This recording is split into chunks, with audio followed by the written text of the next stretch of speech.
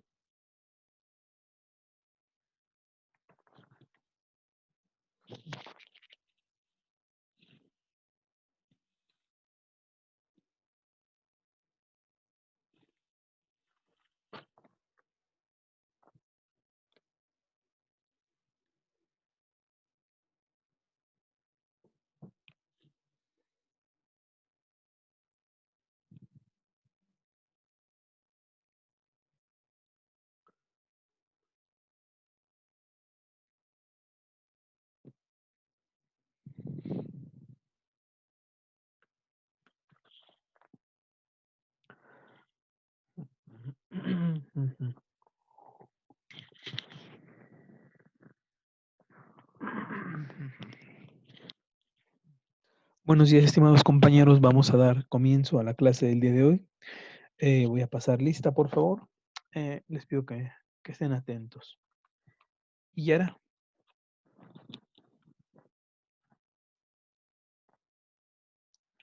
Kim, Presente.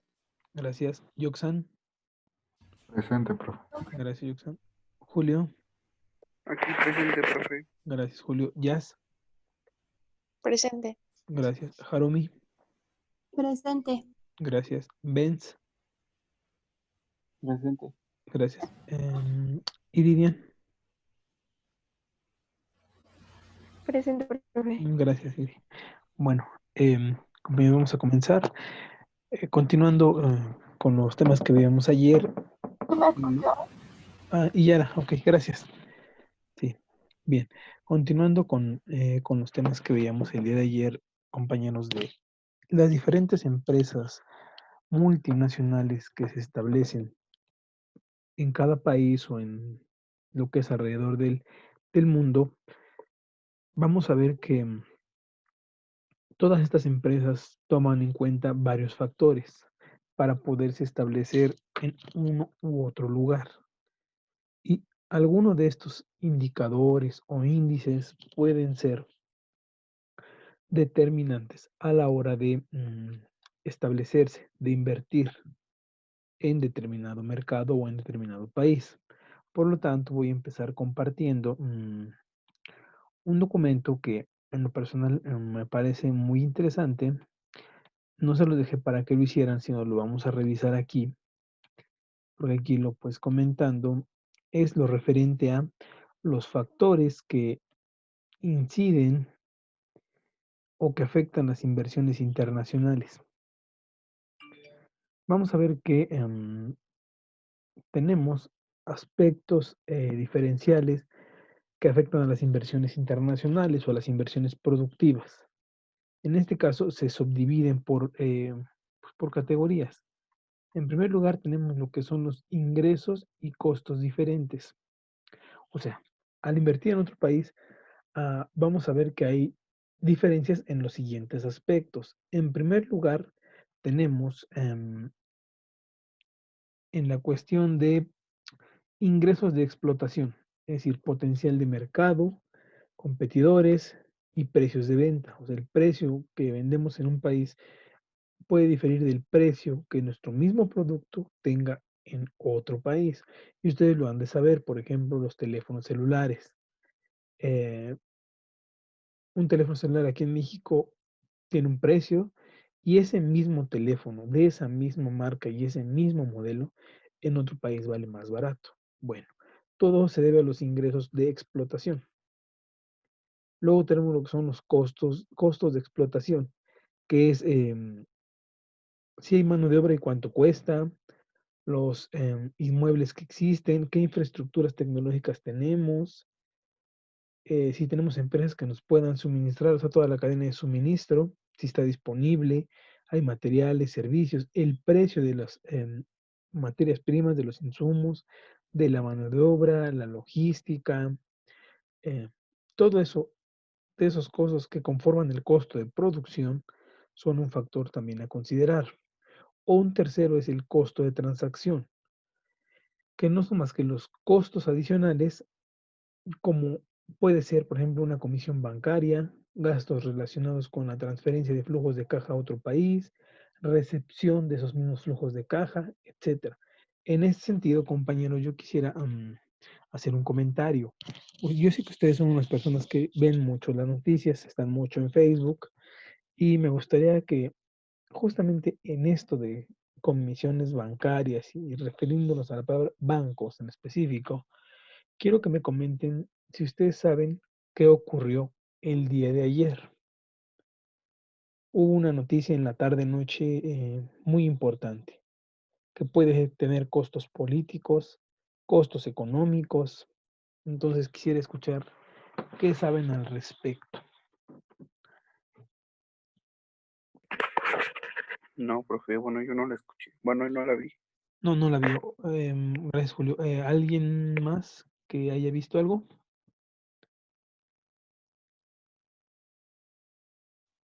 No, profe. No, nada. Bueno, como ustedes saben y seguramente conocen, han escuchado hablar del banco FAMSA, o bueno, de FAMSA como tal. ¿Sí o no? Compañeros, ¿sí han escuchado hablar de Sí. FAMSA? Ok, bueno, FAMSA justamente ayer dio el anuncio la Comisión Nacional Bancaria y de Valores que FAMSA estaba en proceso de liquidación. ¿Qué quiere decir esto? Que le quitaron su licencia para que pueda seguir operando como banco. Y en este sentido entra una cosa que se llama protección al ahorro bancario, que lo administra el IPAB. ¿Y en qué consiste? En liquidar el capital de en este caso de los usuarios, de la gente que depositó su dinero, pero con una condición. Aquellas personas que tuvieran 400,000 UDIs o menos, se les puede cubrir todo el monto. A las personas que no tengan eso y que se excedan de los 400,000 quedan sin protección. ¿Qué son las UDIs, compañeros? Bueno, son las unidades de inversión. Actualmente, ¿cuánto vale una UDI? Vale 5.3 pesos una UDI. Entonces, multiplíquenlo por 400,000. Estamos hablando más o menos de 2,200,000, que es la protección máxima que te da un banco en México. Bueno, entonces esto, por la relevancia que tiene, y les decía el costo político, se hablaba de que iban a quedar asegurados el 99.58 de los inversionistas.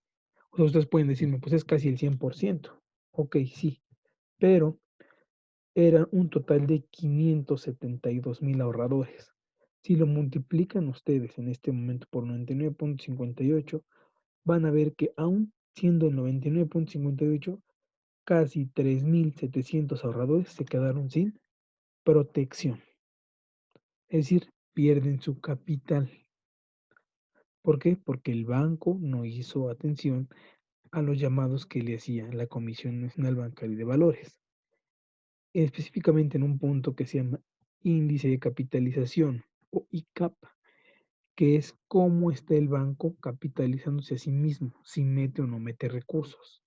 En este caso, si los socios, o sea, los dueños del banco, no están metiendo flujo de caja, pasa eso que pasó ayer justamente. Y me gustaría que ustedes lo leyeran para que sepan de qué se trata. Digo, a fin de cuentas, ustedes como personas de comercio tienen que manejar todos estos conceptos. Y si el día de mañana alguien les pregunta, dígame, ¿dónde puedo invertir? ¿Cómo puedo invertir? Tengan argumentos para dar una buena recomendación. Y no solo digan donde se les ocurra. ¿Estamos de acuerdo? Sí, profe. Muy bien. Profe, Gracias, compañeros. Muy bien. Les pido que por favor busquen esa noticia más al rato o así en la tarde y lo lean. De hecho, Milenio sacó un resumen bastante interesante. Entonces, pues, léanlo, por favor. Bien. Otro factor a considerar es la inflación. Ustedes saben que la inflación es el alza continua y generalizada de los precios de los bienes de una economía. Bueno, ahí es muy importante la inflación. ¿Por qué? Porque afecta lo que son los precios, ¿no? Bien, la cuestión fiscal que tiene que ver con la cuestión de impuestos, ¿no? Es decir, qué tasa impositiva me cobran en este país y qué tasa me cobran en otro. Esas diferencias de fiscal, de tasa fiscal, es muy importante para tomar decisiones. ¿Por qué? Porque decíamos que un país estará, más bien una empresa estará en algún país donde o el impuesto fiscal sea muy bajo o sea nulo. Si hablamos de que sea casi bajo o nulo, tenemos ejemplos como los paraísos fiscales que ya vimos hace tiempo y mencionábamos las características y una es la parte fiscal. Ahora, otra característica que toman muy en cuenta los inversionistas son las restricciones al movimiento de capitales. Ustedes saben que hoy pues estamos de manteles largos, ¿verdad? Porque hoy se firma, bueno, hoy entra en vigor, perdón, el Tratado de Libre Comercio. Bueno, en el tratado se estipula la restricción al movimiento de capitales. ¿Qué quiere decir esto? ¿Qué tanto puedo yo sacar mi dinero de este país y movilizarlo hacia otro? ¿Y qué tan receptivos son en otros países con mi dinero? O sea, porque puede haber lugares donde te permitan la entrada, pero con la condición de que al menos los dejes un periodo de tiempo. Entonces eso puede hacer que el inversionista diga, no, a mí no me puedes condicionar. Y por ese simple detalle ya no invertir en ese país. Bien, ¿qué otro factor hay que tener en cuenta? El costo del movimiento de los capitales. Es decir, qué comisión me cobran o qué costo bancario incurro si yo quiero mover mi dinero de un lugar a otro. Eso es importante, el costo del movimiento de capitales, compañeros. Son cuestiones que son básicas, ¿no? Que hay que tener en cuenta. Ahora, bueno, a estos costos hay que añadir lo que es el costo que tiene obtener la información, el costo de unos asesores analistas, fuentes de información, todos esos costos hay que tenerlos en cuenta, o más bien lo tienen en cuenta los empresarios a la hora de verificar hacia qué países se van. No crean que la gente que invierte en México lo hace porque diga, ay, me gusta México, es muy bonito. No, toman en cuenta todo esto que les acabo de mencionar. Aunado a esto hay otra serie de factores que vamos a ver. Este es muy importante, el riesgo país. El riesgo país es un indicador fundamental. ¿Y qué es el riesgo país? Bueno, ahorita vamos a explicar qué es exactamente, pero es qué tanto se encuentra la situación política, cultural, legal de ese país, ¿no? En este caso, la situación política pues es fundamental, ya que si tenemos un gobierno que tiene apertura sin inversión extranjera, facilidad, pues bueno, será un lugar atractivo. Pero si tenemos un país donde han habido, ¿cómo se dice? Bueno, cuando el gobierno les quita sus infraestructuras, bueno, eso también es otro factor a considerar. Si en este caso, si uno invierte, corre el riesgo de que a lo mejor te pase esto y por lo tanto lo vas a pensar. Otra cuestión es cómo están los sindicatos.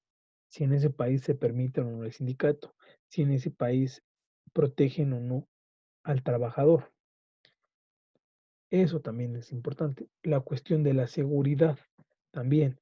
¿Por qué? Porque si yo invierto en mis plantas de producción, mis empresas, lo que menos quiero es que vaya a sufrir un atentado, llámese terrorismo, llámese ataques, vandalismo, ¿no? Entonces, eso es otro factor a considerar. La situación cultural, pues por supuesto, aquí tenemos lo que entra, lo que es el idioma, la religión, el estrato social al que pertenecen, em, ¿sale? Situación legal, aquí es el entorno, digámoslo así, regulatorio. ¿Cómo está la ley? ¿Qué tan avanzadas están las regulaciones? Si existe la expropiación o no. Expropiación es lo que les decía hace rato, cuando el Estado se apropia de tus inversiones. O si existe riesgo de expropiación, pues bueno, yo creo que no te atreverías a invertir. Situación económica, pues bueno, la calidad de la política económica, el tipo de políticas que se siguen, el nivel de estabilidad económica, ¿medida en qué? Pues en lo que ya hemos visto, que es el PIB, la inflación, tipo de interés, tipo de cambio, el desempleo, capital humano, infraestructura física, aérea, cómo está la deuda pública, la morosidad en ese país, cómo es, la calidad del sistema financiero, la calidad de los servicios. Todos estos factores entran en juego en lo que es el riesgo país. Y para esto voy a empezar, bueno, voy a dejar de compartir esta pantalla para mostrarles un documento referente al riesgo país, donde se detalla más a fondo qué es el riesgo país. Bueno, aquí tenemos lo que es el riesgo país y vamos a empezar a conocer qué es el riesgo país. Bueno, como les mencionaba hace ratito, el riesgo país es el lenguaje cotidiano en las economías a nivel mundial, pero sobre todo en las economías de América Latina. ¿Por qué? Porque son las que han vivido profundas crisis actualmente. Esto que es el riesgo país, como les decía, es un indicador eh, muy importante para el destino financiero de todo país emergente. Ujú.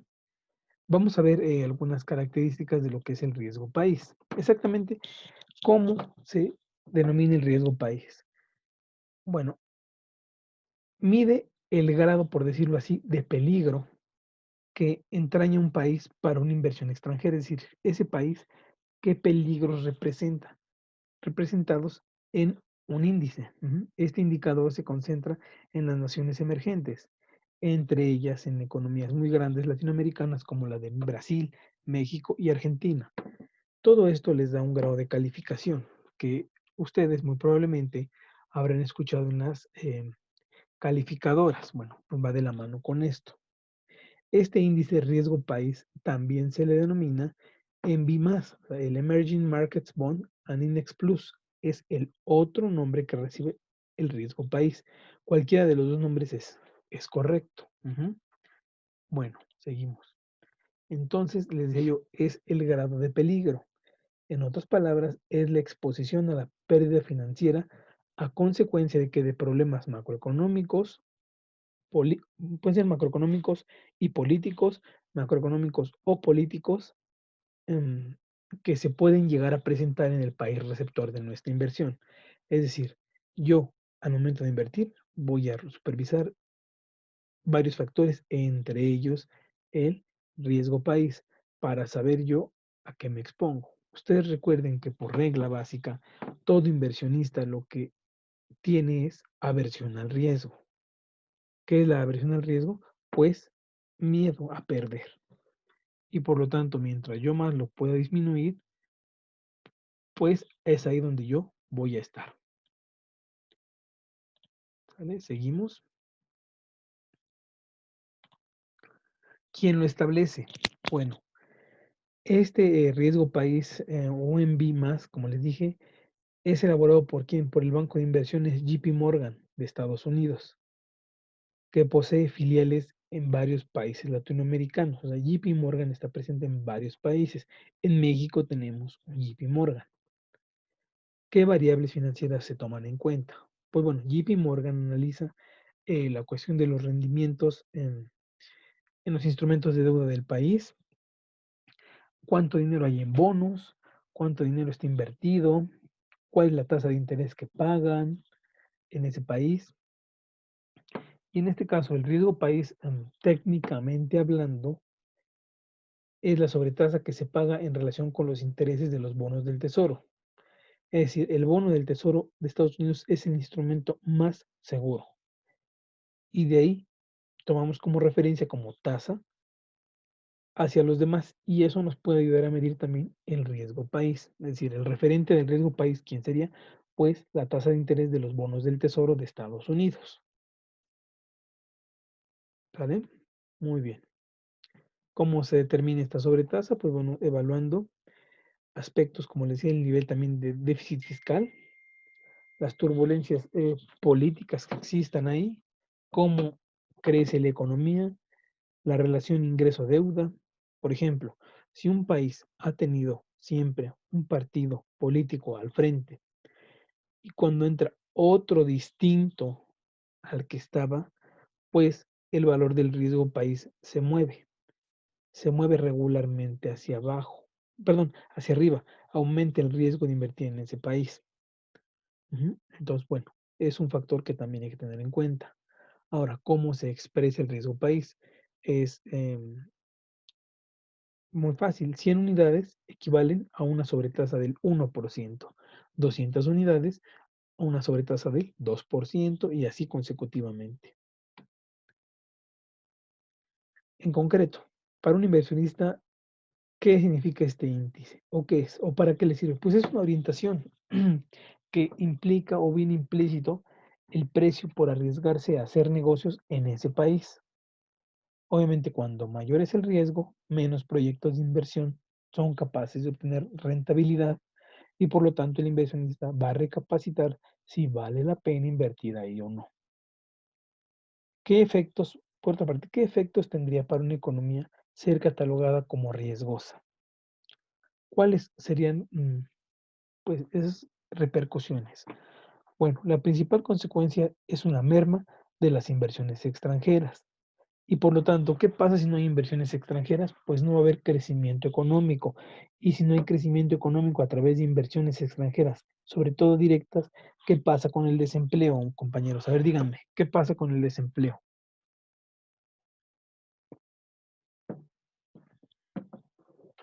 Compañeros, ¿qué pasa con el desempleo?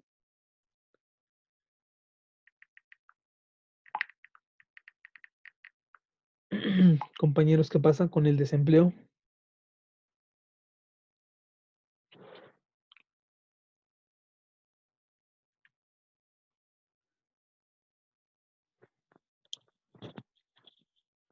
Ujú. Compañeros, ¿qué pasa con el desempleo? Es que Bueno, yo no escuché la última parte, ¿podría como repetirlo? Les decía yo, sí, claro, que qué efectos tiene para una economía catalogarse como riesgosa. Y les decía que la principal consecuencia es que hay una disminución o una merma de las inversiones extranjeras. Y por lo tanto, si no hay inversiones extranjeras, sobre todo directas, les decía que el crecimiento económico es menor. Y por lo tanto, ¿qué pasaba con el desempleo? Y esa fue la pregunta que les estoy haciendo. Pues yo siento, es que no sé en dónde había leído algo así similar Sí, sobre esto, pero igual, bueno, había escuchado, bueno, había leído que pues de igual manera pues el desempleo empieza a decaer y conforme a eso pues empiezan a crearse bueno, diferentes como factores que de igual manera van a afectar a o sea, si de por sí ya estaba afectada la economía, va a seguir afectando. Por ejemplo, al no haber empleo, pues empieza a incrementar la delincuencia y otras cositas que en cierto modo pues igual afectan de manera directa al país y a la economía principalmente. exactamente, Julio, muy bien, muchas gracias. En efecto, el desempleo aumenta y por ende aumentan la tasa de delitos cometidos, la pobreza, todos esos índices de tasa delictiva o pobreza los muestra la OCDE. La OCDE se encarga de ver todo eso.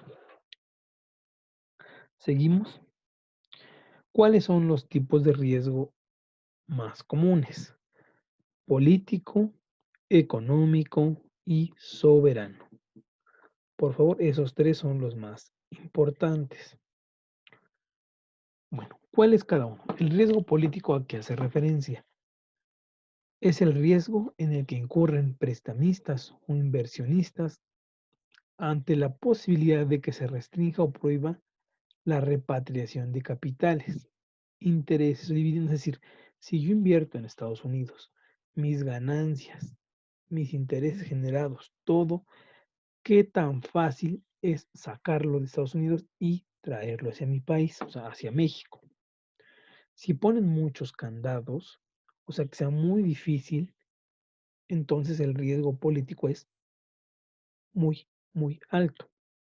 Por el contrario, si yo puedo sacar mi dinero de aquí, moverlo para allá sin problema, es un riesgo político bajo. Ujú. Y bueno, esto tiene consecuencias en lo que son, bueno, más bien tiene que apoyarse de lo que es la estabilidad política en ese país, la legitimidad del régimen en el poder, el nivel de consenso nacional en temas importantes, características de la oposición, o sea, cómo es la oposición que está o que existe frente al gobierno vigente, el nivel de corrupción, la estabilidad social, cómo me llevo con mis países, socios o vecinos. Un ambiente cordial, un ambiente tenso, un ambiente hostil, todo eso es muy importante y hay que considerarlo, ¿vale? Perdón, ¿van copiando lo que vamos viendo? No les pregunté. Sí, profe. ¿Sí? Bueno, puedo cambiarle, ¿verdad? Gracias. Sí, profe. Correcto, gracias, Julio. Seguimos. El riesgo económico. Vamos a ver que aquí dentro del riesgo económico tenemos lo que son dos cuestiones. Factores controlables por el país y factores no controlables por el país. O sea, unos son endógenos y otros son exógenos, por decirlo así. En este caso, en los factores controlables por el país, tenemos la política económica, que en este caso puede ser modificable por el propio país, la política monetaria, es decir, qué instrumentos maneja para la cuestión del efectivo, del dinero en manos del público, de los instrumentos de inversión bancario, todo lo que tenga que ver con la parte de dinero, el dinero en circulación, todo eso es política monetaria. La cuestión de los presupuestos que toman como base los impuestos, es decir, un país cuando hace un presupuesto, ¿en base a qué lo hace? A los ingresos que recibe vía impuestos. La política cambiaria, es decir, el tipo de cambio, ¿cómo está? Sobrevaluado o devaluado. Es muy importante, acuérdense, un tipo de cambio devaluado que provoca con las exportaciones, un tipo de cambio sobrevaluado que provoca con las importaciones. Eso ahí entra. Luego tenemos el uso de los recursos naturales, sobre todo el uso y si hay recursos naturales. Si hay y se le da un uso correcto, pues es un riesgo económico bajo. La política comercial, es decir, son países con apertura comercial, cuántos tratados tienen, la tasa arancelaria, las barreras y restricciones no arancelarias que presenta, todo eso son factores controlables por el país. ¿Sale? Ahora, los factores no controlables por el país son la balanza de pagos. Ustedes saben que la balanza de pagos es el sistema de contabilidad donde se registran las operaciones de un país y se compone de la balanza comercial, cuenta financiera, errores y omisiones. Bueno, tenemos lo que son las medidas que toman los socios comerciales. Lo veíamos con lo que comentamos ayer del TEMEC, cómo se comportan sus socios comerciales de México en este tratado, qué dependencia tengo de ciertos recursos, sobre todo tipo naturales o fósiles, como el petróleo, y la tasa de interés internacional. ¿Cómo está la tasa de interés internacional? Es un factor que también escapa de escapa de mis manos y obviamente lo tengo que tomar como referencia. No es modificable por mí. ¿Sale? Entonces, por favor, apunten esto, por favor, también.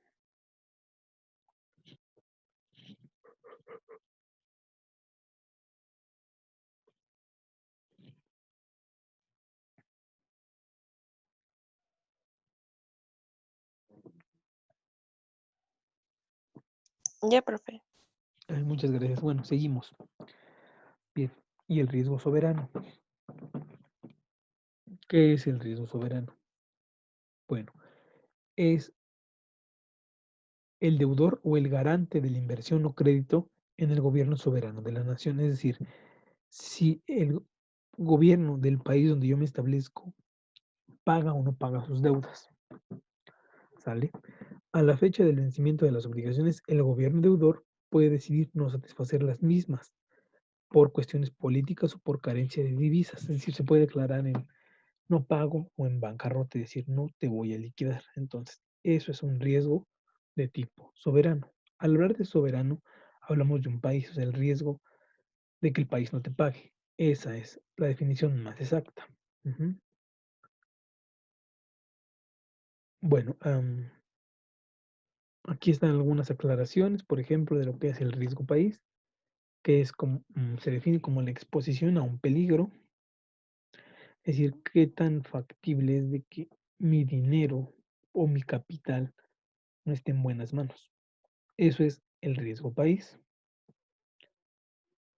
Y bueno, aquí está otra definición, como la exposición a una pérdida a consecuencia de razones inherentes a la soberanía y a la situación económica, es decir, por causa de la soberanía y la situación económica de ese país, ¿qué tanto estoy yo como inversionista expuesto a un riesgo? ¿Un riesgo de qué? De pérdida de capitales. Ujú. Muy bien. Hasta aquí, compañeros, ¿alguna duda de esto que hemos platicado? No, No, profe. profe. No, muy bien. Pero después seguimos. Entonces, déjenme dejar de compartir esto.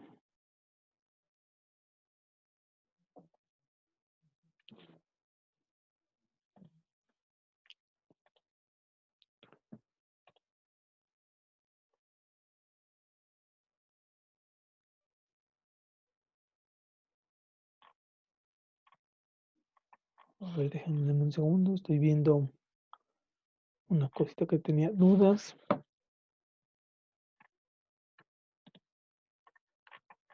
Bueno, íbamos a ver sobre las calificadoras, pero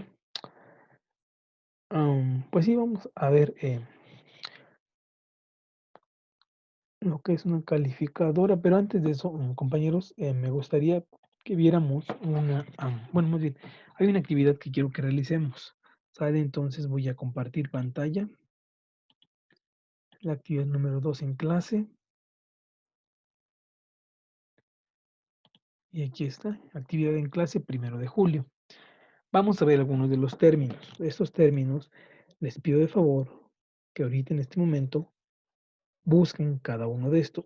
Aquí, por ejemplo, vamos a ver, ahorita que acaben ustedes de hacer esto, vamos a ver lo que es una agencia de calificación.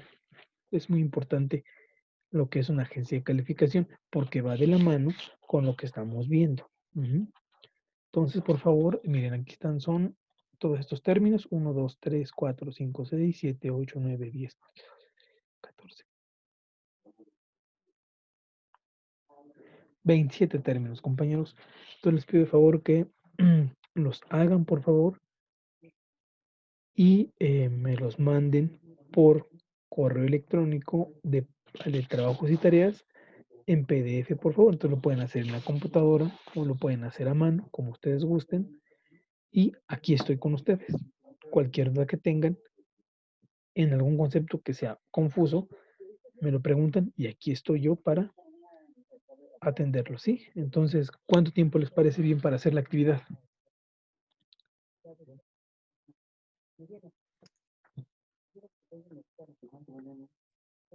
¿25 minutos? Sí, está bien, 25 minutos.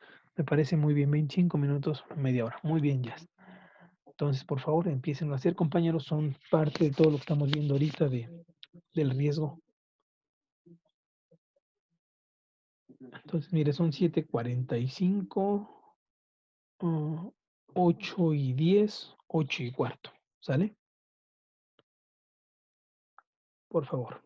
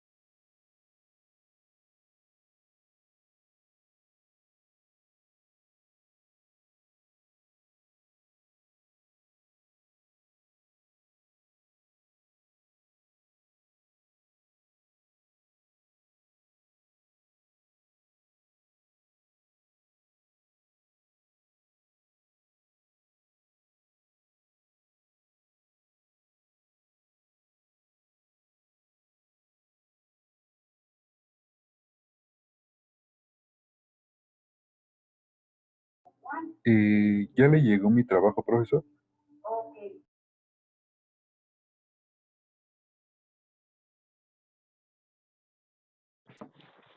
Déjame revisar, Yoxan, a ver si ya me llegó, déjame ver.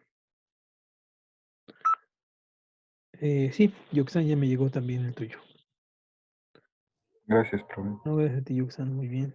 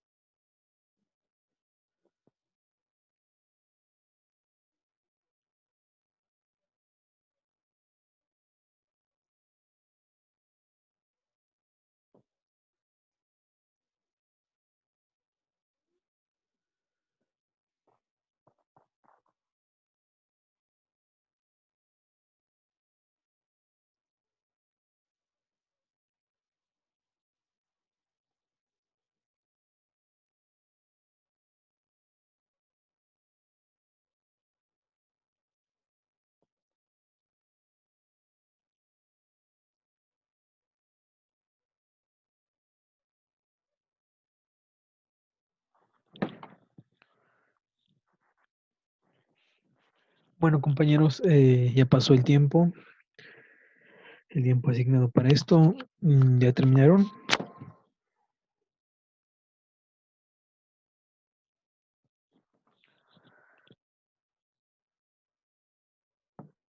Ya casi, profe. Sí, profe, todavía me faltan unas. Ah, perfecto, bueno, entonces doy todavía tiempo. Gracias por decirlo, pero aquí estoy, ¿eh? Gracias. Sí, A gracias. ustedes, compañeras, gracias.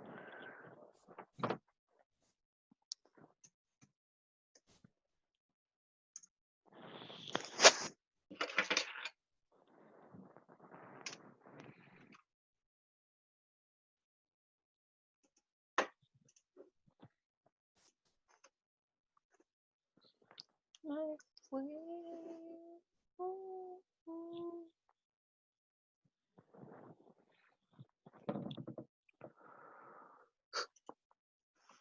Fuimos a extraño.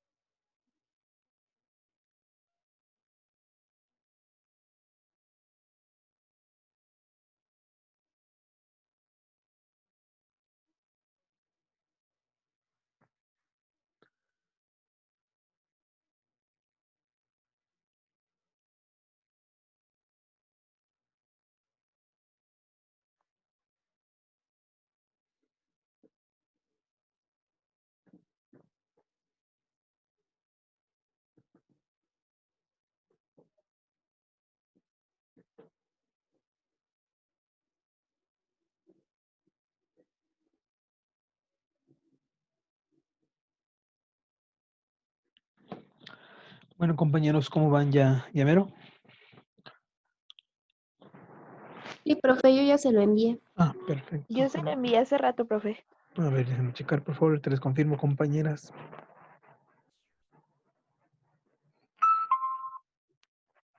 Sí, amigo el de Edi, Julio, Harumi, Yoxan, Kim.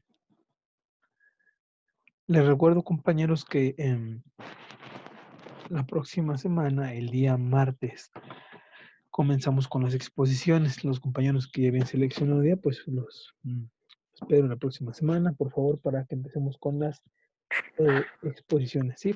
Ya les Profesor, di- mande.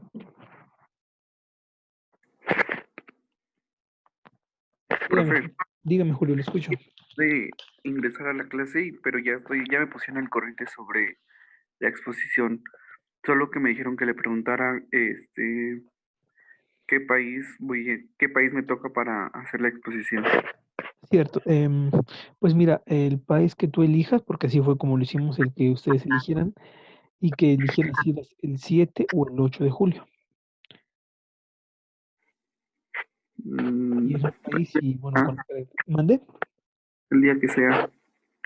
No, pero tú eliges el día 1 o el día 2. ¿Cuántos hay en el 1? En el 1 hay 7 y en el 2 hay 5. Pues el 7. El 7, ok, Julio, muy bien. ¿Y qué país vas a exponer? ¿Ya está Estados Unidos? Estados Unidos ya lo agarró. Mm, a ver, déjeme checar. Claro que sí.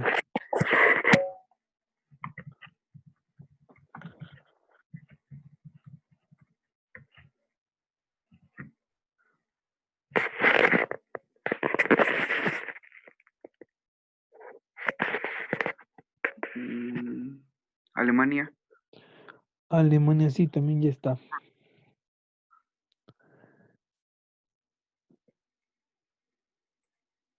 Japón, Japón, déjame ver. Sí, también ya está. Canadá, También ya está. chales, España, Ya también está. Francia, Ya también está. 1, México, Ya también está. Ah, no, pues no sé. Puede ser Inglaterra, por ejemplo. ¿Inglaterra? Sí, esa no está. Claro. Sí, está bien, profe. Perfecto, muy bien. Entonces, por favor, el próximo 7 de julio, o sea, de aquí a 8 días, de ayer, Es el martes, ¿verdad? el martes, con las características que ya te mandaron, Sí, supongo, ¿verdad? Perfecto. sí, profe. No, te agradezco mucho. Bueno, compañeros, por favor, los que faltan, por favor, envíenme sus actividades del día de hoy, por favor, porque es para la evaluación. Y si no hay más, nos veremos la próxima clase, que es el día martes, con las exposiciones, por favor. Les agradezco mucho que estén aquí presentes y pues creo que sería todo por hoy. Sí, Gracias, profe. profe. Gracias a ustedes, compañeros. Tengan un excelente día. Gracias, profe, igualmente. Gracias, compañero Gusano. Hasta luego.